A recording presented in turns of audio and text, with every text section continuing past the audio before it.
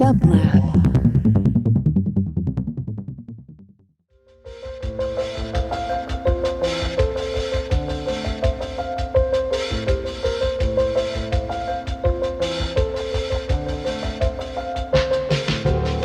Welcome to the Quarantine Tapes, a daily podcast from Onassis, LA and dublab.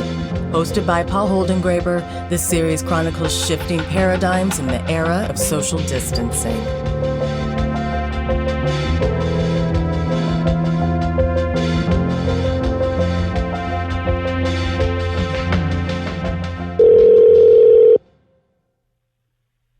Hello? Hello, could I please speak with Baz Dreisinger? This is she. Baz, it's such a pleasure to have you on the phone. I'm so happy that you can be a part of the Quarantine Tapes. Thank you so much for taking this call. How are you today? My pleasure.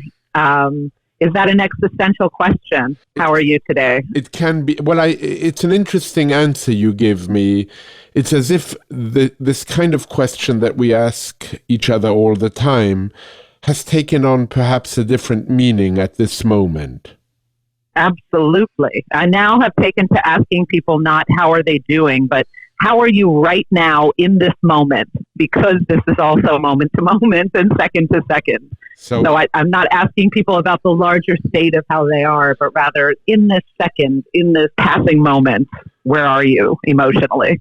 Well, you just gave me my question. Answer your own question. It's an old technique, but you phrased it perfectly. So, how is Baz Dreisinger in this very moment as I speak with her for the Quarantine Tapes? I am steady and inspired and strangely optimistic. So let's take each element there. Strangely inspired. Why? Strangely optimistic. Strangely optimistic. Inspired. Why inspired? Inspired by what? And optimistic, why? Well, I mean, I am inspired because I have to be. This is a moment to act. This is a moment to do, especially given the work that I do in the space of global justice. And it's not a moment to sit back, but rather to do and to use this opening as an opportunity and turn the crisis into an opportunity and ensure that it doesn't go to waste. And I think that's true in all systems and structures right now, which are being destroyed with the potential to be built again. But it's particularly true in the space of criminal justice. And so I feel inspired by that. I also, some of the projects that I've been working on in the context of quarantine are artistic ones, and I wear a lot of hats, and it's been exciting to be able to, and it's also been life affirming to return to the artistic pursuit in this moment. And I feel really inspired by them, a series of short film projects and other activist art projects that I'm working on. And I think the strangely optimistic is one that I haven't quite figured out. I think that my optimism, I'm generally an optimist, and I in my book, I say that optimism is a justice worker's imperative. In order to do this work, you have to maintain optimism that things can be better and that there are great people capable of making them better. But so I generally walk around as an optimist. But I think in this time, I almost think of it as like when you get sick, when you have an infection, your body produces extra cells to kill the infection, your body goes into overdrive. Well, I think emotionally, my spirit has gone into overdrive with optimism in the face of the horror of all of this. And so I wake up with extra doses of it that sometimes strike me as odd, but I'm not really going to question them too much because they're serving me well. You know, there's what you said about optimism reminds me of a line I so much like quoting of Chomsky, where he says, optimism is a strategy for making a better future, because unless you believe that the future can be better, you are unlikely to step up and take responsibility for making it so. Absolutely. I love that. And I exist in that space generally. And I'm existing in it even more so now. It has heightened your optimism towards action. For the benefit of our listeners today, maybe you could describe a little bit the work you have done, and then I have a series of queries for you. But I think it would be interesting for our listeners to get to know Baz Dreisinger. Sure. Well, as I mentioned earlier, I wear a lot of hats. I am a professor based at John Jay College of Criminal Justice, although I am technically not a criminologist or a criminal justice professor. My doctorate is in literature and African American studies, but I tend to teach humanities through criminal justice through the lens of the humanities. I am an activist and in the domain of criminal justice reform. I founded a program at John Jay called the Prison to College Pipeline Program, which is a university program inside prison that also works as a reentry and reintegration program. I'm a writer. I've written 2 books. The last one was Incarceration Nations, and it's about a journey to justice in prisons around the world. So it was a journey through 9 countries' prison systems. And since then, I've led to the birth of the Incarceration Nations Network, which is my current focus, and that is a global network and coalition of justice reimaginers all around the world. And we've got a number of projects under that heading, including a series of short film projects, an art installation, some research components, and we're all about essentially elevating innovative practice, and radical imagination is our tagline. And we're all about radically reimagining, rethinking the way that we do justice, not just in the U.S., but globally speaking. But the way we rethink is so connected to something I'd like to talk to you about, which is the way we talk and the way we use language to describe the reality of this moment, the reality of what happens in prisons.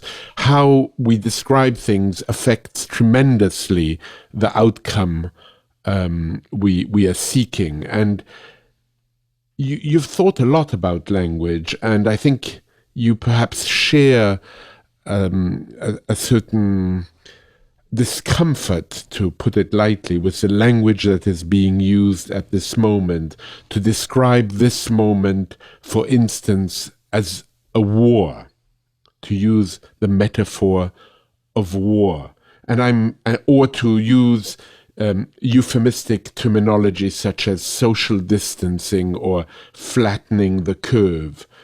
What do you hear when you hear these phrases, and how could we maybe reconfigure the way we talk about this moment? I hear numbness when I hear those phrases. I hear compliance and authoritarianism and totalitarianism and other kinds of dangerous things. I am attuned to language always. I'm an English professor, and I think quite a lot about language. In this moment, I've been reading a lot of poetry because I'm so enamored with the force of economical language in short poems. And I think, and this piece that I wrote about the language of coronavirus, I called it Corona Vocab, says exactly that, which is that we are using language that is not allowing us the full force of the trauma that we are experiencing, and trying to, in some ways, numb the population to what's really going on, and by talking about social distancing instead of loneliness, isolation. And that was, and especially around this language of the war on the virus. And for me, that harkened back to another war on vocabulary that I and other advocates are very critical of, and that's the war on drugs. Right. Which has never been won and never will be won, because drugs cannot be met, or issues of substance abuse and issues related to drug use cannot be won by an aggressive war. They're a public health issue. They're not something you could take on with tanks and battalions. And so when I started hearing the language of war again and again, certainly by our president or the man in our White House, but also by other leaders around the world, it just immediately harkened back to the danger of trying to address something that is about public health with this language of battle. And our tendency, especially in this country, and the UK followed suit, Boris Johnson did the same thing, our tendency to just want to turn everything into a war and an aggressive attack. A war and an invisible enemy. Yes, yes. Which, when I heard an invisible enemy, I was reminded through the reading of literature many years back of books I read by, let's say, Céline, who spoke about Jews as being invisible microbes that could enter any system and you wouldn't know it, and they needed to be eradicated. Very, very strong parallel to be making, but it brought out perhaps a real fear that the language we're using is a way of demonizing certain groups. It absolutely is. And I think I was also struck by how quickly and almost surreptitiously this new corona vocab entered our lives and took over our lives. And so that everyone was just kind of falling lockstep. And in this moment where there's so much anxiety around authoritarian leaders, and we have to watch the language that we're using. We have to watch the language that we're adopting from them and just, again, falling right into compliance with. Compliance is another corona vocab. I also think that there is a lot of language. We talk about lockdowns, a lot of language, again, that's aggressive, but language of the criminal justice system. To call what we're experiencing a lockdown is an insult to the people who are truly experiencing lockdowns at this moment in decrepit cells all around the world for 23 hours a day. Talk to me about them at this moment and what you know. I mean, given the extraordinary work you've done in so many different countries, and it's not as though you've only studied them, but you've gone to the places where people are locked down for real. What's happening now that you can relay? Well, mostly disaster, certainly in this country. We are not releasing enough people. We have the world's largest prison population, of course, and we know that prisons are at the center of this epidemic. They're contained spaces where people who are especially vulnerable to the virus cannot social distance and so on, don't have access to PPE, hand sanitizer. And so what we're watching unfold pretty much on a global level is a public health crisis. And in many respects, prisons have always been a public health crisis. We've been screaming about that for some time, those of us who are activists, and now it's being recognized, okay, they are literally a public health crisis, not only for those who are incarcerated inside them, but also the staff and the prison officers who are coming out into the world. And so it's impossible to stem the infection outside without dealing with it inside. And it's actually the most powerful statement about how when we think we're incarcerating people and just getting rid of them, in essence, on some sort of a modern day version of a leper colony, we're not actually doing that because we are still tied to them. We are all in this together, right?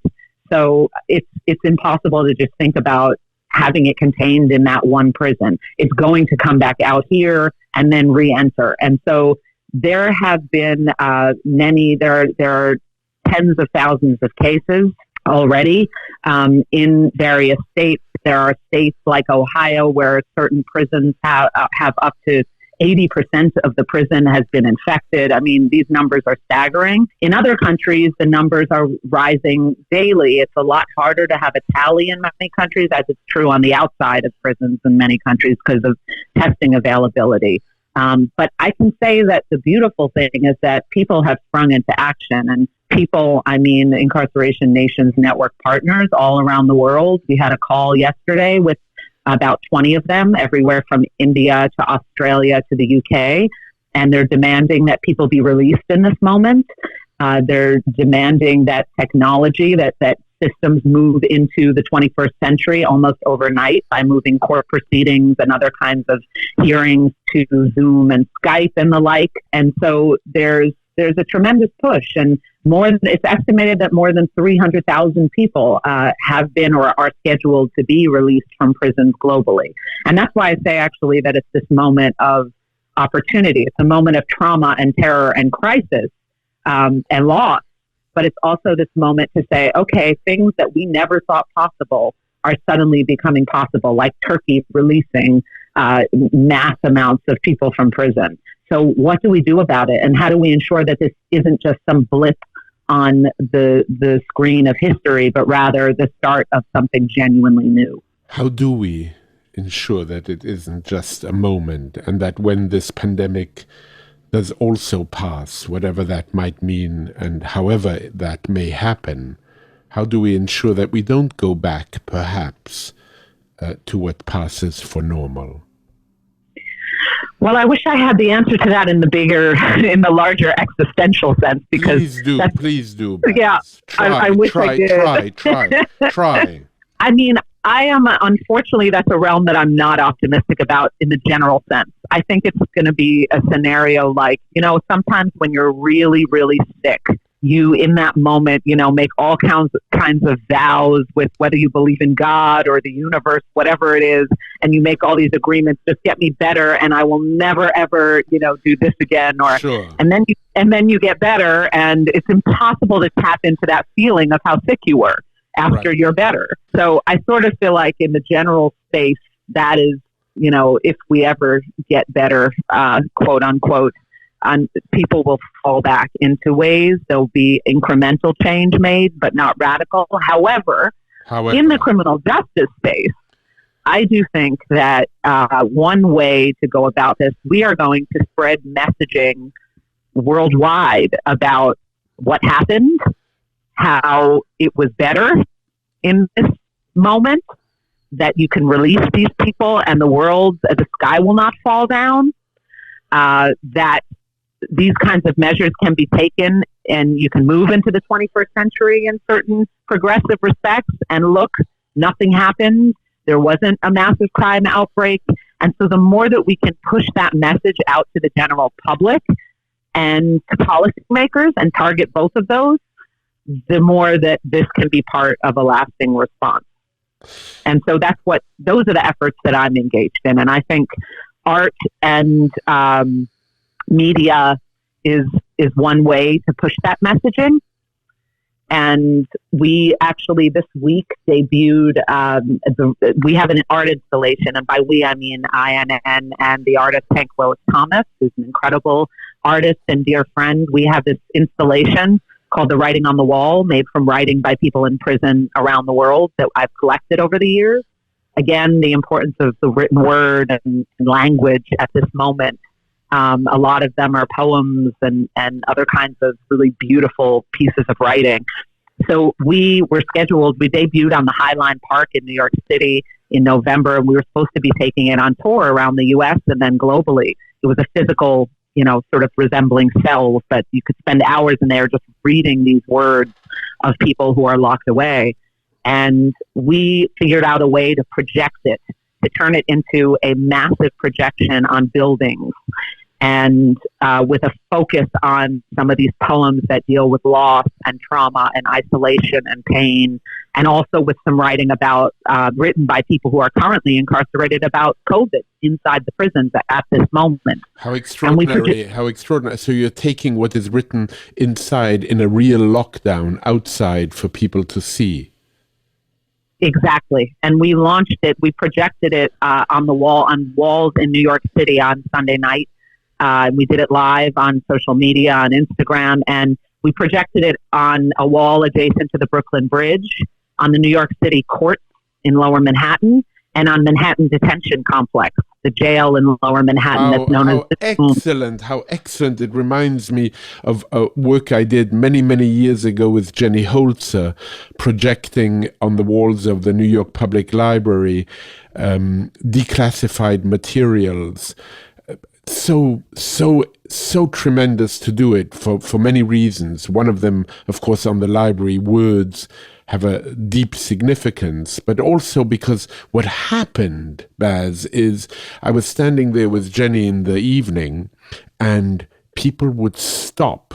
I mean, one could walk around New York City at that time without fear. People would stop and would ask us, could you tell me what that building is? they would notice the library for the first time because of the projection. So I commend you on this. It's really, really tremendous.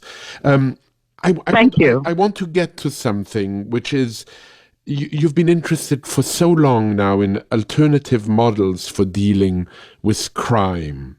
For instance, in Rwanda, you said, I saw what can happen when healing is the focus of a justice system as opposed to punishment and revenge and anger. How could that kind of a model be applied, do you think, in the US? And I'm thinking both about restitution and reparation. Well, the reality is it already is. Okay. It's just, it's about thinking about how to expand and support the programs that exist. There are restorative justice programs operating throughout this country. Some of them only for young people and for what people tend to think of as minor or smaller offenses. But some of them are operating in scenarios that involve grave acts of harm and violence. Common Justice is an organization here in New York that does that kind of work and is one of our INN partners. I recently visited a restorative justice program in Peru, a national restorative justice program in Peru. There's also a national restorative justice program in Costa Rica and in Washington, D.C. And in these programs, what happens is that when somebody commits an act of harm, instead of just simply locking them up or giving them some sort of prison-related sentence or probation or whatever it is, they're forced to reckon with what they've done, engage with the person that they may have harmed, and determine a system of restitution. And these have, and I'm generalizing, but in a general sense, restorative justice programs have been shown to be far more satisfying to the survivor of harm than the traditional criminal justice system, and far more effective in ensuring that these acts of harm don't happen again. Right. Not eye for an eye. Exactly. And that is what, let's call a spade a spade. An eye for an eye is the justice system we have. You harmed someone, so I'm going to teach you to not cause harm by harming you. And we thereby reproduce a cycle of harm that only comes back to damage us all. This is on an individual level, but obviously issues pertaining to restitution and reparation happen on a national and international level. And I'm thinking particularly of the extraordinary moments I've had with Brian Stevenson, where he has spoken about the different ways in which the crimes of the past have been reckoned or not reckoned with in the United States, as opposed, in his example, in Germany. And I'm wondering if this is something that you've addressed also.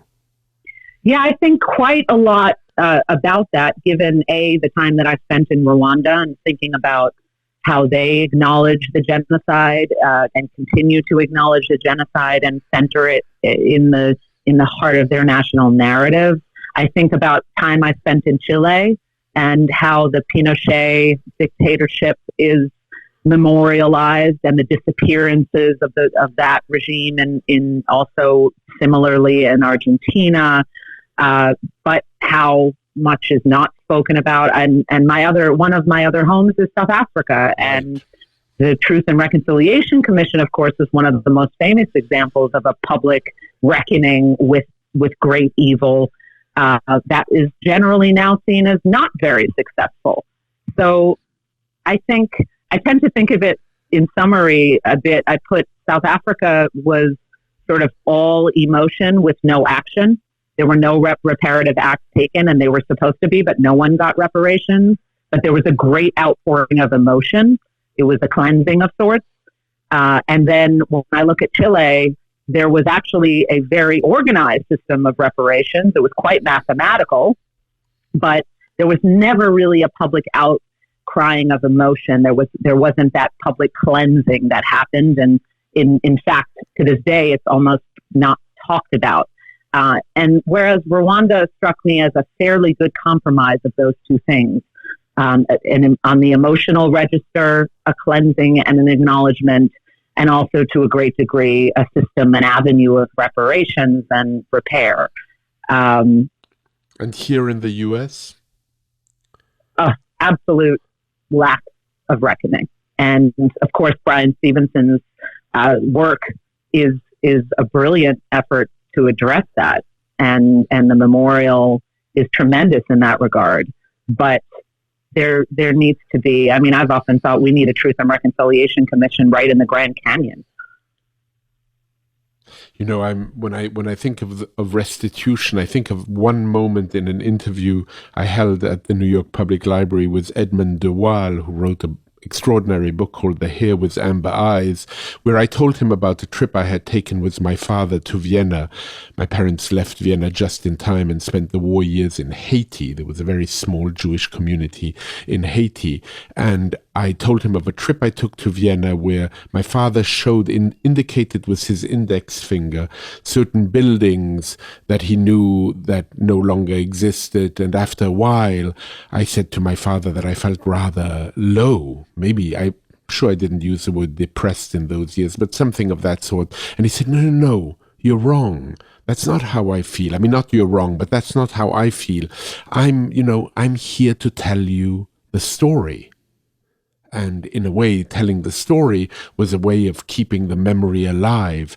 And Edmund de Waal responded to that and saying, it's a matter of restitution. We give people back our memory one story at a time. And how important it is that these stories you are gathering are a way of giving a voice to people who often don't have a voice. And I'm interested in another example. You spoke about Rwanda, but you've also concentrated some of your efforts on Norway, where you say their prison staff is trained in philosophy, psychology, law, and social work, not criminal justice and not defense and military tactics. And I'd love you to comment on that and tell me if you think by training people in this way, the outcome is different. Absolutely, the outcome is different. I still remember my visit to the Norwegian Prison Staff Academy like it was yesterday, and at this point it was 7 years ago. Right. I was stunned by what I saw there. I have not seen it anywhere else in the world except other Scandinavian Nordic countries, but the idea that a prison officer is, number one, a respectable job. It's thought of like an educator, like a professor. It's a very coveted job. It's a well-paid job. And so people want to do it. It's not, as in almost every other country I've been in, including here, something that no one really wants to go into, falls into. It's a critical job. If we're going to have prisons and we're going to engage in this act of corrections, then who you put in there as staff is vital. It's a bit like recognizing that a school is only as good as its teachers. And no amount of a beautiful classroom can substitute for a teacher who is not effective. And so the idea that the corrections staff that I met in the staff academy and also in the prisons that I went to in Norway are truly educators, healers. They're trained in that way. They're thinking in that way. They're permitted a level of camaraderie and closeness with the incarcerated people they work with that isn't permitted, again, almost anywhere else. That is what corrections is all about. Baz, what a pleasure it's been to speak to you, and I hope, but I fear not that you will lose your optimism. I wanted you to comment on a line which now, unfortunately, we don't have time for you to comment on, but which I'll leave you with, which has been with me for the better part of my life. Victor Hugo once said that he who opens a school door closes a prison. And I think it's something to live by. I'm really grateful to you for having taken this call. Stay well and keep on fighting. Thank you. Likewise, and thank you for having me. Thank you so much. Until soon. To support this show and Dublab's progressive programming, go to dublab.com/support.